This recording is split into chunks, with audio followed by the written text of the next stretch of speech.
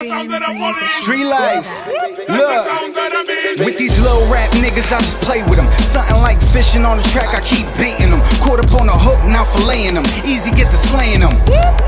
Body found, now pray for them. Usually in the VI, listening to BI. I don't care if you box, I'm knocked like T.I. C.I. New York Giant, I'm like Fee. What's up, guys? Welcome back to Beta Truth. Today I have Robert Michaels on the show, also known as the CIA agent Danny House in the upcoming movie Bully, The Dead Don't Die, set to drop this fall 2020. What's up, Robert? How are you? I'm doing well. How about yourself? I'm doing great. Thank you for being here. Okay, so now are you a dirty CIA agent or a normal one?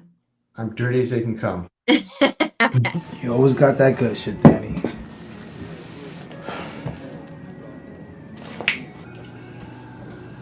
Did you know that James Dean was only 24 when he died?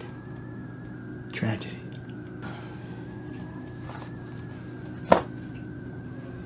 Here. I need you to take them out. This has to happen in the next couple of weeks. All right, so now you're talking to Rico, which is Alex's character, and Yes. you're telling him that you need him to take somebody out for you, That's correct. but he's a cop too, He's a cop, yeah. right? He's a cop. He's a cop, yes. You guys are all just dirty together? I'm more of a mafia kind of guy. He works for me. He's crooked. He does things for me, like protects my investments, kills people for me, things like that. You know, typical every day. As Danny House, can you describe your character in your own words? Yeah, he's the villain. He's the ruthless villain. He's mysterious. Nobody really knows who he is. He kind of appears in and out of the film, and he's evil. He recruits women for prostitution. He has drug deals. I mean, he's a OG, you know? Damn. Original OG. All as a CIA agent. What's your favorite scene that you did in Bully? This girl took money from me, and I convinced her to work for me to pay the money back. And it's a great scene. She's tied up. I have my henchman, who's a female, basically threatens her, and then I casually talk to her and say, well, look, this is what you're going to do. You will do this for me until everything's done. That's one of my favorite scenes. I'm excited to see it. Yeah. I think the poor actress, I kind of freaked out a little bit when we were doing it, but You got too into character. it was all good. Yeah, it was all good. So what would you say is the biggest difference in your actual real life personality compared to Danny House? Well, I don't have people torture people for me in real life, so that's a huge difference. Not a villain in real life. No. What type of person are you naturally? I'm just a normal, chill person. How did you even get into your first acting gig? I started acting when I was in high school, randomly moved to New York. I went to an open audition and I got cast in a play, got my equity card. What is the equity card? Equity is actor's equity. It's for stage. It's like the union that shows you're supposedly a real actor. Oh, wow. Yeah. And so if you're in a Broadway show, off-Broadway show, you need an equity card. Oh, okay. Did you ever do a voiceover before? I have in the past, yes. I feel like you have a good voice to do a voiceover. People tell me I'm very either soothing or intimidating, depending on the mood. I don't do musicals. I don't do classical theater like Shakespeare. I just do straight plays. Yeah. Okay, and that's all through New York and stuff? New York, LA, upstate New York, Midwest. I've done theater in all different parts of the country. Yeah. And all those parts that you played, what kind of character are they? All different or?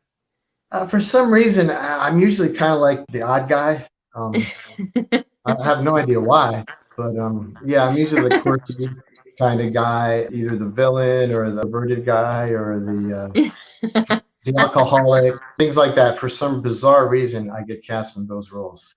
So is it hard to get into those roles? Do you have to prep at all, or are you just okay, give me the script, I can do this? I use my past life, so it's cool.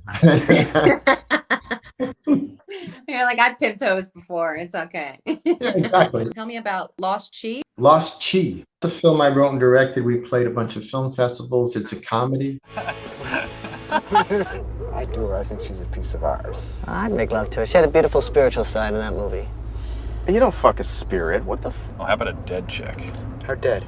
Okay, say she just died. What's she look like? Marilyn Monroe. I'd be on that in a fucking minute. I hate to They knew 'em all from Boston to Dubuque, especially Willie.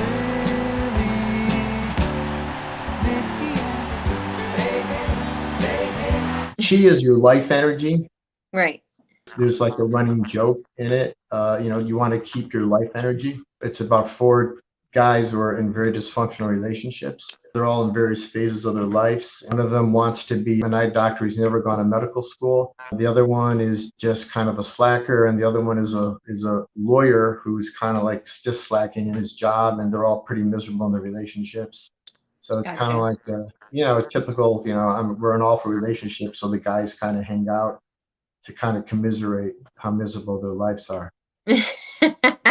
It's very uplifting. That's But what it is happens when you funny. get old and married, guys. It is funny. It is funny. And I'm you happy wrote to and say- directed this? I wrote and directed it. Yeah, Nice. Are you playing in it at all? I'm in it too. Yes, Okay, are you one of the guys? I'm one of the guys. Yeah, Okay. What's your situation? I'm in like a loveless, sexless relationship. I'm addicted to watching porn, and and the woman who plays my girlfriend is very hot, and she dresses up. Her job is to do kids parties, like for interchange little kids. So she'll dress up like Pocahontas or Jasmine or the Little Mermaid. And you guys aren't having sex? We aren't having sex. No. But and that's kind of the humor in it, is that she's like walking around in this Pocahontas outfit and just like driving me crazy. And then anyway. Wow, I'm excited to see that. Tell me about your mentor. Earl Hyman, yes. I met Earl when I was very, very young, and he kind of took me under his wing. He passed away a couple of years ago, but he was a very well-known actor. He actually played Bill Cosby's father on The Cosby Show.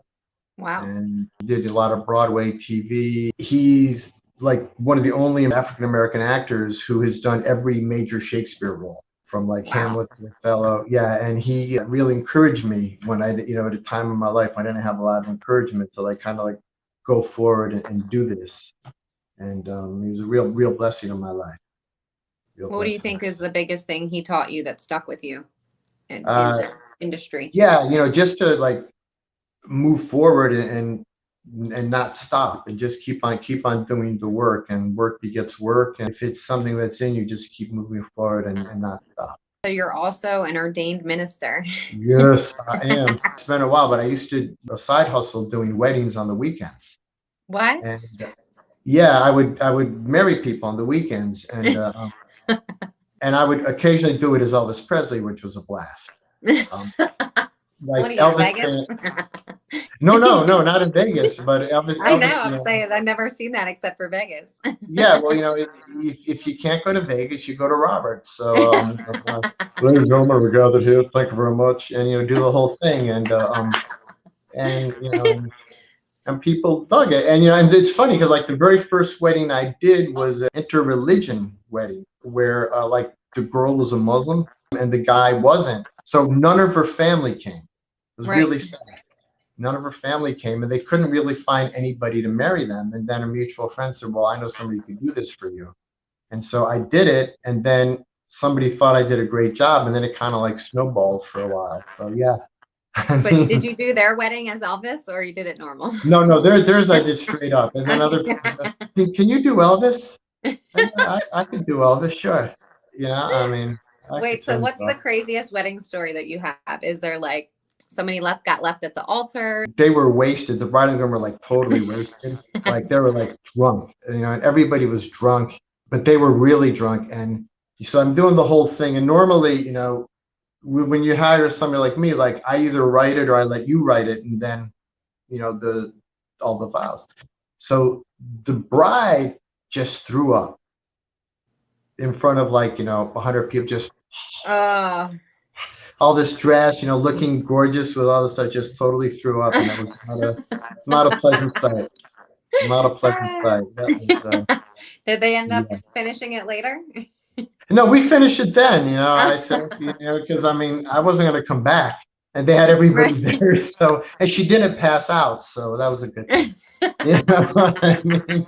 Yeah, I feel like I would, if I like ever got married, I would probably get so bombed in the first hour of my wedding. Cause like I already get bombed at normal weddings, you know, cause it's open bar. You're like, yeah, whatever. But if it was my own way, I'd be like, everyone just leave me alone. I'm going to get fucked up. I don't want all this responsibility. What is Wed Rep Co? It's a theater company I belong to. It's in New York, and we write and put up our own shows. Okay. 2 or 3 times a year we do original shows, and unfortunately hasn't happened for a while, and it's not going to happen for a while because of what's happening in the world. But yeah. So Headed up you're by writing Bruce a lot of Willis. your own stuff, right? Yeah, we write our own. They write their own material. Everybody writes different material, and then we put up their one-act plays usually. Where do you get like your inspiration to write all these different things? Life. Yeah, my background, the people I meet along the way. I think it's just so crazy how a creative person's mind works, because there's like no like limit on it. It's like crazy, you know. I feel like I don't know how you guys all do all this shit and like have all these ideas. It's like nuts to me. There's either linear or non-linear thinking, and linear is, you know, you go this way, and I drive people crazy. Let's go straight and take a left. I go, well, what if we go backwards and then take a right and then take a left, and what happens? And that's really what it is with people who do that. They just don't think straight. They think all around. If that makes sense. With your performance art that you do dramatic readings of crazy songs. And we take a song like, you know, Like a Virgin, and we do it dramatically, or Kung Fu Fighting, or any like silly song. Okay, so can you give me a sample of like a dramatic beginning of Kung Fu Fighting? Everybody was Kung Fu fighting. Those cats were fast as lightning. There was little Tommy Chung, and they were Kung Fu fighting. Like a virgin. Touched for the very first time. Like a virgin. Touched for the very first time. Very seriously. So do people laugh in the crowd, or are they supposed to be serious? They laugh because it's weird. Okay. I mean, performance art, it's not. Right, because that's what I feel like. I'd be just like laughing, like, what's going on? Usually people are like, what is going on here? And then like, okay, we can laugh. You know, it's like.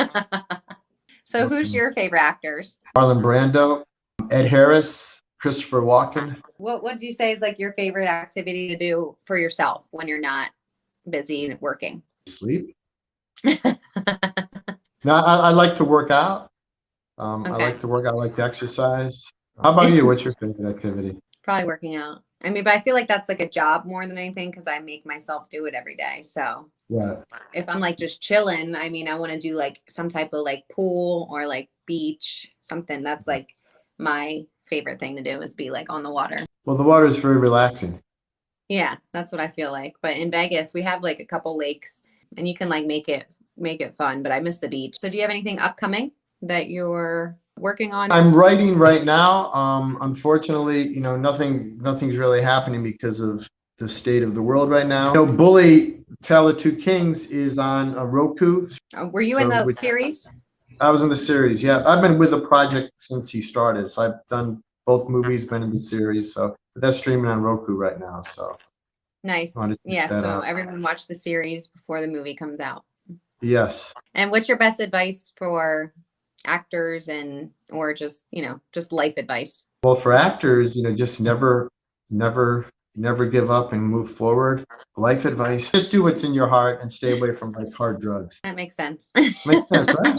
All right, Robert. Well, thank you so much for being here. I really appreciate it. We're going to look for you as Danny House in the upcoming movie Bully, the Dead Don't Die. So guys, stay tuned. Peace out until next time. Bye. Flow, I've been killing shit. Got the ice in the snow, I've been whipping shit. Couple cars on the lot like a dealership.